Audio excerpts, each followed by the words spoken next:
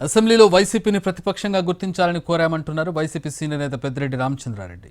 ప్రజల సమస్యలపై కొట్లాడాలంటే ప్రతిపక్షం ఉండాలన్నారు.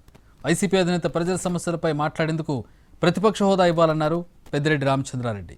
ప్రతిపక్ష హోదా లేకపోతే అందరు సభ్యుల్లాగానే అసెంబ్లీలో జగన్కి కూడా కేవలం 1-2 నిమిషాల సమయం మాత్రమే ఇస్తారన్నారు. అందుకే ప్రతిపక్ష హోదా కోసం స్పీకర్ను అడిగామన్నారు వైసీపీ నేత. దీనిపై కోర్టును కూడా ఆశ్రయించినట్టు తెలిపారు. ప్రభుత్వం తమ అభ్యర్థనకు పాజిటివ్గా స్పందిస్తుందనే నమ్మకం లేదన్నారు పెద్దిరెడ్డి.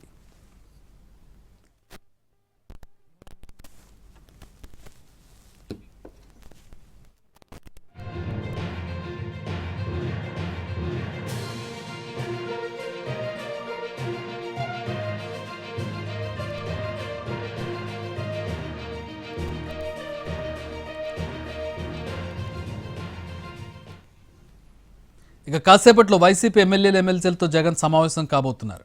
అసెంబ్లీలో అనుసరించాల్సిన వ్యూహంపై చర్చ జరగబోతోంది. ఇక ప్రతిపక్ష హోదా కోసం ఎలా పోరాటం చేయాలన్న దానిపై జగన్ చర్చించబోతున్నారు.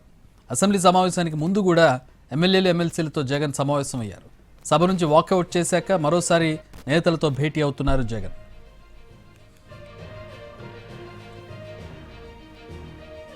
ప్రజా సమస్యలపై నిరంతరం పోరాడుతూనే ఉంటామంటున్న వైసీపీ నేత పెద్దిరెడ్డి రామచంద్రారెడ్డితో మా ప్రతినిధి సురేష్ ఫేస్ టు ఫేస్.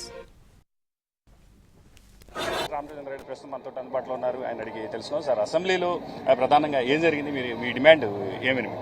మా నాయకుడు ప్రజా సమస్యల మీద స్పందించేదానికి అవకాశం ఉంటుంది. లేని పక్షంలో మీరు అందరి సభ్యులతో పాటు వారికి కూడా అర్ధ నిమిషమో 1 నిమిషమో ఇచ్చే పరిస్థితి ఉంటుంది. కాబట్టి మేమేం కూడా చెప్పలేమని గతంలో మేము నిరసన వ్యక్తం చేశాం. ఆ తర్వాత కోర్టును ఆశ్రయించాం.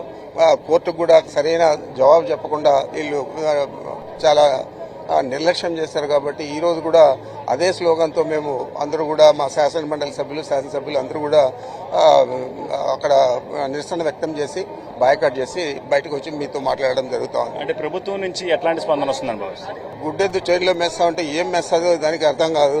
ఈ ప్రభుత్వం కూడా చాలా గుడ్డిది, చాలా మూర్ఖంగా వ్యవహారం చేస్తూ ఉంది. వీళ్ళు మా అభ్యర్థనకు పాజిటివ్గా రెస్పాండ్ అవుతారనే నమ్మకం మాకు ఎవరికి కూడా లేదు. అంటే నెక్స్ట్ ఏం చేయాలి? మేము తప్పకుండా ఇదే ధోరణిలో ప్రభుత్వానికి వ్యతిరేకంగా పనిచేస్తాం.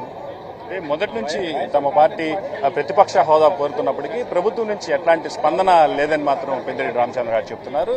ప్రభుత్వ పోకటి ఎట్లా అంటే మీడియా ముఖంగా ప్రశ్నిస్తామని మాత్రం ఆయన స్పష్టం చేస్తున్నారు. ఇది ప్రశ్న ఎక్కడున్న తాజా పరిస్థితి. కెమెరామెన్ కోటితో సురేష్ రెడ్డి.